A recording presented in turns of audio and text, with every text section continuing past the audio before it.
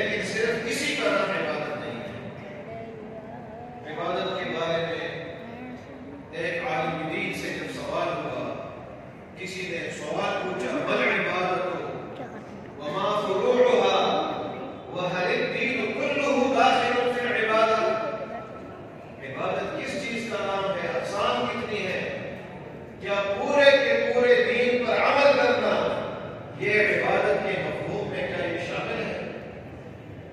اس کا جواب دیا گیا اور اس جواب میں ایک جامع اور کمپریہنسو تعریف بتائی گئی کہ العبادت اسم جامع لكل ما يحبه الله ويرضاه من الاقوال والاعمال الباطنه والظاهره۔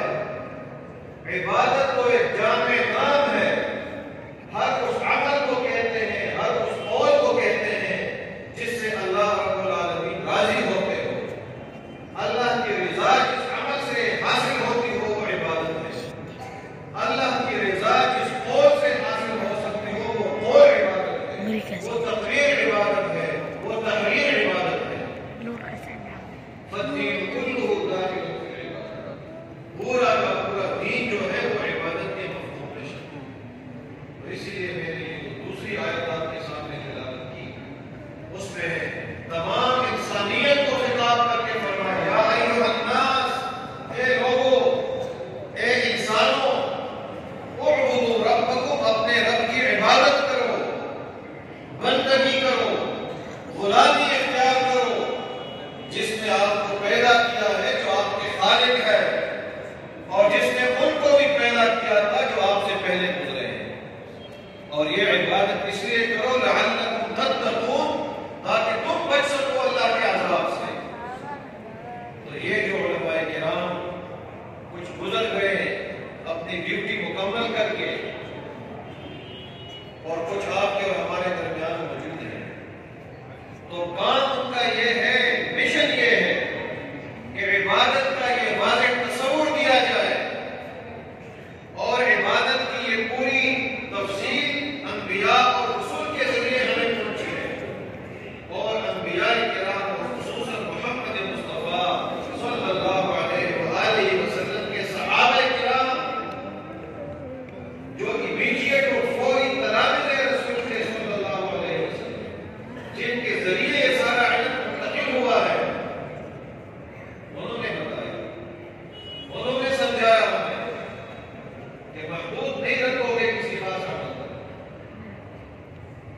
تو ان علماء کرام نے وحدت کا پیغام دیا۔ مجھے خوشی اس پروگرام میں یہ ہو رہی ہے کہ یہ ایک گلدستہ سجایا گیا ہے مختلف مکاتب فکر کے علماء کا اور جید ماہرین شریعت کا گلدستہ ہے، اور اس گلدستے سے اور اس مسجد سے یہ پیغام جا رہا ہے دنیا کو، اور پاکستان کے اندر بھی سیکولر لابی کو، بے دین لابی کو، جن کو دین کے نام سے الرجی ہے، جن کو صحابہ کرام کے ناموس سے اور عصمت سے ان کو الرجی ہے، ان کی عزت اور احترام سے الرجی ہے، عصمت انبیاء سے الرجی ہے، ختم نبوت سے وہ الرجی ہے، ان کو پیغام دیا جا رہا ہے کہ علماء کل بھی متفق تھے، آج بھی متفق ہے، اور کل بھی متفق رہیں گے۔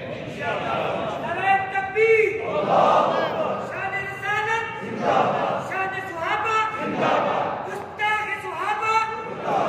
کیا آپ بھول گئے کہ 1949 میں قرارداد مقاصد پر آیا، علماء نے اتفاق نہیں کیا؟ قرارداد مقاصد کا جو مسودہ ہے وہ خود ایک عالم دین نے تحریر کیا، اور 1949 میں منظور ہوا۔ اس میں پہلی بات کہ حاکمیت اعلیٰ اللہ کی ہے، اقتدار اعلیٰ پاکستان میں اللہ کا، ہر جگہ اللہ کا حق ہے، یہ تسلیم ہوا علماء کی کوششوں سے۔ اس کے بعد ختم نبوت کا 1974 کا مرحلہ آیا، تمام علماء کرام اکٹھے رہے، جدوجہد کی، محنت کی، قربانیاں دی، اس کے نتیجے میں قادیانی جب اس دن خراب ہوئے۔ 1973 کا دستور، اس میں جو اسلامی دفعات ہیں، اس میں پھر علماء کا کردار ہے۔ یہ جو ناموس رسالت کا قانون ہے، یہ اس طرح نہیں بنا اس کے اندر بھی کوششیں ہیں، اور میں بطور تحدیث نعمت آپ کے ساتھ شیئر کروں گا، بطور تحدیث نعمت، بطور غرور اور فخر اور غرور نہیں، اللہ تعالیٰ ہمیں بچائے۔ یہ 1985 کی اسمبلی بنی تھی غیر جماعتی الیکشن پر، اس میں میرے والد گرامی شیخ القرآن مولانا گوہر رحمان رحمہ اللہ مردان سے قومی اسمبلی کے ممبر الیکٹ ہوئے تھے۔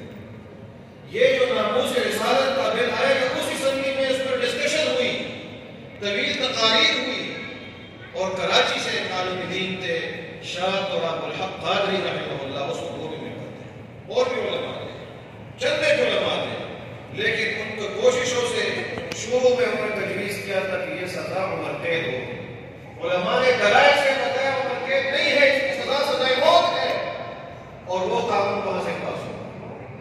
پھر یہ جو قرارداد مقاصد میں اللہ کی حاکمیت کی بات ہے، اس پر یہ سیکولر لا بھی ہمیں کہتے تھے علماء کو کہ یہ تو دیواچہ ہے آئین کا، یہ تو اصل آئین نہیں ہے۔ پھر 1985 کی اسمبلی میں جب 8ویں ترمیمی بل پاس ہوا تو اس میں مجھے یاد ہے میں اسلامک یونیورسٹی میں پڑھتا تھا، میرے والد گرامی ایک طویل تقریر گھنٹوں پر ہوئی قسطوں میں، اور تقریر میں یہ بتایا کہ ہم اس بل کو ووٹ دے دیں گے، لیکن اس میں شامل کرو ایک بات کو کہ قرارداد مقاصد کو آئین کا قابل عمل حصہ بناؤ۔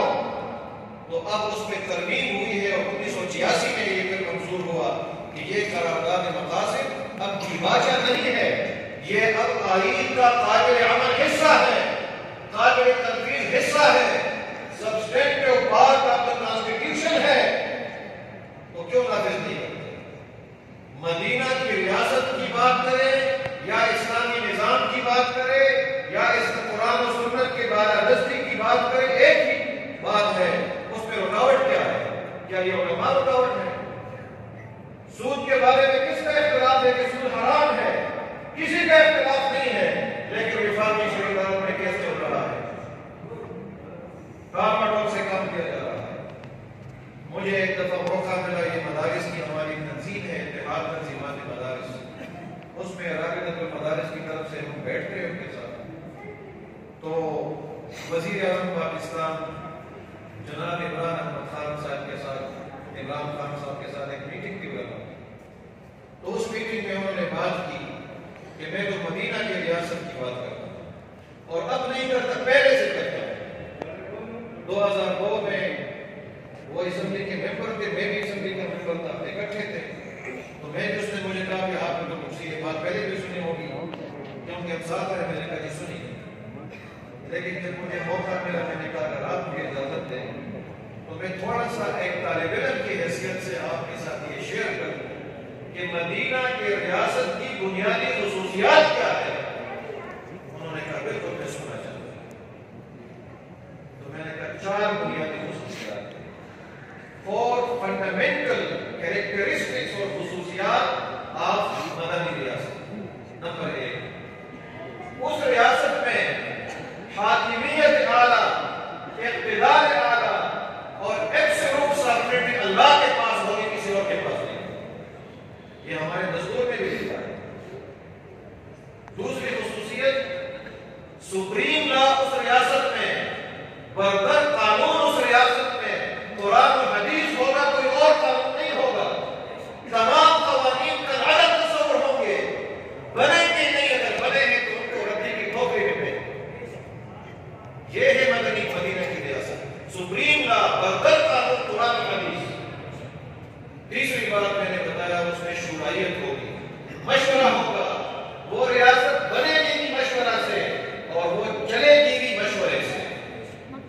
یہ ہمارا عقیدہ ہے اہل سنت والجماعت کا کہ افضل الناس بعد الانبیاء ابو بکر رضی اللہ تعالیٰ عنہ، اس میں شک نہیں ہے، یہ عقیدہ ہے ہمارا، افضل الناس بعد الانبیاء ابو بکر رضی اللہ تعالیٰ عنہ۔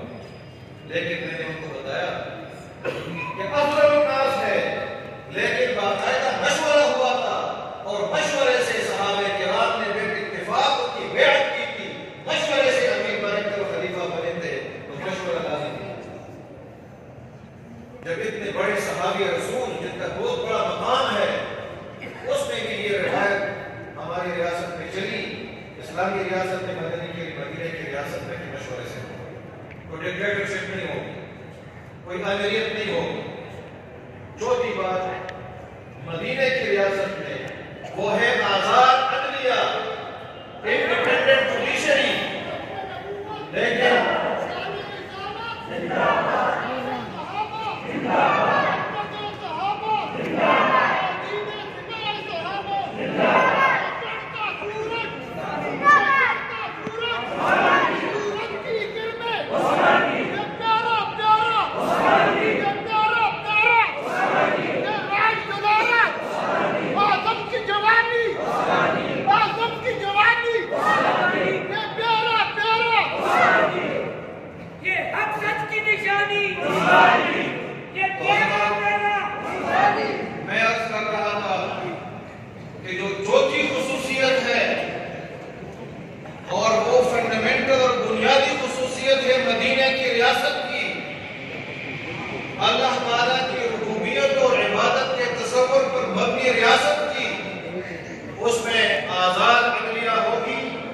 انڈیپینڈنٹ جوڈیشری ہوگی، لیکن وہ آزاد ہوگی ہر ایک سے سوائے قرآن و حدیث کے۔ قرآن و حدیث سے آزاد نہیں ہوگی، باقی ہر ایک سے آزاد ہوگی۔ سربراہ ریاست کو عدالت میں قاضی کے سامنے پیش ہونا پڑے گا۔ امیر المومنین حضرت علی رضی اللہ تعالیٰ عنہ کا معاملہ اس یہودی کے ساتھ آپ کے سامنے ہے، اس کا میں نے حوالہ کیا۔ قاضی شریح جس کو اپوائنٹ نہیں کیا تھا حضرت علی رضی اللہ تعالیٰ عنہ نے، لیکن اس کے سامنے پیش ہوئے۔ میں نے کہا یہ چار بنیادی خصوصیات کی تفصیل میں ہم نہیں جا سکتے، اور یہ موقع ہے، یہ ہوگا تو مدینہ کی ریاست بنے گی، اور اس ریاست میں کسی کی ہمت نہیں ہوگی کہ وہ توہین رسالت کے قانون کو چھیڑ سکے۔ اس قانون کے پیچھے قربانیاں ہیں۔ پاکستان کے عوام کسی کو اجازت نہیں دیں گے کہ وہ ختم نبوت کے معاملے میں، قادیانیوں کے معاملے میں جو ایک اتفاقی اور تاریخی فیصلہ ہوا ہے، اور ناموس رسالت کے معاملے میں، اور صحابہ کرام رضوان اللہ تعالیٰ علیہ مجمعین کی شان کے بارے میں کسی کو گستاخی کی اجازت دے، یہ کوئی برداشت نہیں کر سکے گا۔ اور مدینے کی ریاست میں ریاست کو اسٹینڈ لینا چاہیے۔ عوام تو اپنے جذبات کا اظہار کریں گے، لیکن ہم اگر یہ دعویٰ کرتے ہیں کہ یہ ماڈل ہمارے لیے مدینہ کی ریاست ہے اور وہ ہمارے نمونہ ہے اور یقیناً ہے، تو پھر اس کا پاس اور لحاظ یہ رکھنا پڑے گا کہ عوام کے اٹھنے سے پہلے برسر اقتدار انتظامیہ کو اس پر اقدام کرنا پڑے گا، ان کو بتانا پڑے گا۔ کسی کا اس میں اختلاف تو ہے، اختلافی مسئلہ تو نہیں ہے۔ صحابہ کرام ہیروز ہیں، ہمارے ماڈل ہیں، ہیروز ہیں، آئیکونز ہیں، ہر ایک کے لیے کوئی ماڈل ہوتے ہیں۔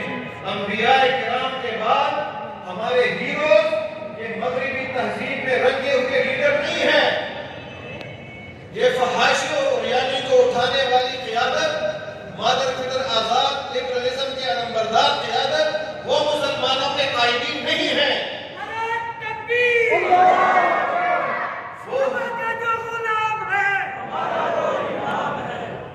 اور جس نے بھی اس راستے کو چلے وہ افغانستان کی مثال میں دیتا ہوں۔ افغانستان میں جب شریعت کے اوپر وہ کھڑے رہے، مزاحمت کی، اور اس مزاحمت کو لوگ جو بھی نام دے، لیکن غیر ملکی سامراج کے خلاف لڑنا، اس کو تو آج کل کی جو جدید دنیا ہے، بشمول یونائٹڈ نیشن، بشمول مغربی دنیا، وہ اگر آپ اس کو جہاد کہتے ہیں تو وہ اس کو آزادی کی جنگ کہتے ہیں، سامراج کے خلاف جنگ کہتے ہیں۔ انہوں نے ایک مسلسل لڑائی لڑی اور صرف ایک نام جانتے تھے، شریعت، شریعت، شریعت، اور کوئی نام نہیں۔ تو اس کے بعد جب ایک معاہدہ ہوا، اس کا ایک سٹیٹمنٹ میں دیکھا، اس سٹیٹمنٹ میں آیا، میں اس میں بات کرتا ہوں کہ ہمیں کچھ نہ کچھ حوصلہ تو ملے۔ انہوں نے لکھا کہ کیا کریں گے بعد میں، انہوں نے لکھا institutionalisation of Islamic legal system in Afghanistan. Afghanistan میں تمام اداروں میں اسلام اور شریعت کا قانون نافذ ہوگا، وہ لاگو ہوگا۔ پھر کسی نے پوچھا کہ خواتین کے ساتھ کیا کریں گے، تو انہوں نے کہا political rights, social rights, economic rights of women will be protected in the light of Sharia. خواتین کے سماجی حقوق، اقتصادی حقوق، سیاسی حقوق، ان کا تحفظ کیا جائے گا، لیکن شریعت کی روشنی میں، قرآن و حدیث کی روشنی میں۔ تو وہ تو کھڑے رہے۔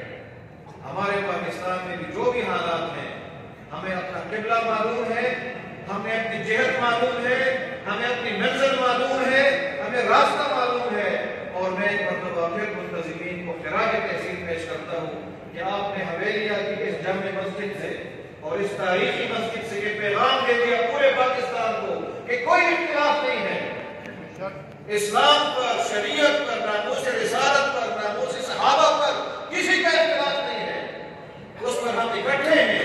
لہذا مسلمانوں کے جذبات کا خیال رکھنا چاہیے، مسلمانوں کے جذبات کو مجروح نہیں کرنا چاہیے، اور اگر کوئی جو بھی کرے یا نہ کرے، لیکن ہم ان ممبر و محراب سے یہ پیغام دینا چاہتے ہیں کہ پرامن رہیں گے، لیکن کسی کو چھیڑنے کی اجازت نہیں دیں گے، پرامن رہیں گے، گولیاں کھائیں گے، شہادتیں قبول کر لیں گے، ہمارے بزرگوں اسلاف نے بھی دی ہے، لیکن اگر کسی کا یہ خیال ہے کہ چھیڑ چھاڑ ہوگی کیونکہ ہمارے اوپر کچھ پابندیاں لگنے والی ہے، کچھ تھریٹس ہیں، کچھ دھمکیاں ہیں، جو بھی ہے آپ برداشت نہ کریں، لیکن پاکستان کے مسلمان یہ کھڑے رہیں گے، برداشت بھی کریں گے، تکالیف کا بھی سامنا کریں گے، لیکن ان بنیادی چیزوں